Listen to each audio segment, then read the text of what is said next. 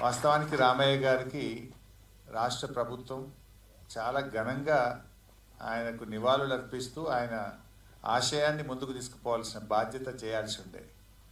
కానీ ప్రభుత్వం కానీ పెద్దలు చేయలేని పనిని మీరు చేశారు. అందువల్ల మీ ఆశయం గొప్పది.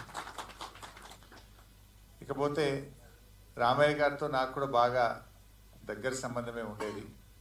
వారు మొక్కలు పెడుతూ ఒకరోజు నేను ఎమ్మెల్యేగా ఉన్నప్పుడు జానకమ్మ గారు, రామయ్య గారు సిద్దిపేటకు వచ్చారు.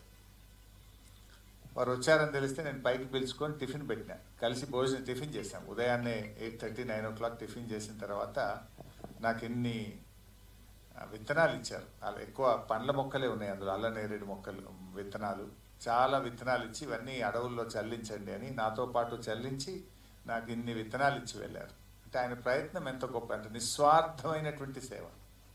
పర్యావరణ ప్రేమికులు చాలామంది ఉంటారు. చాలామంది పర్యావరణం గురించి అనర్గళంగా ఉపన్యాసాలు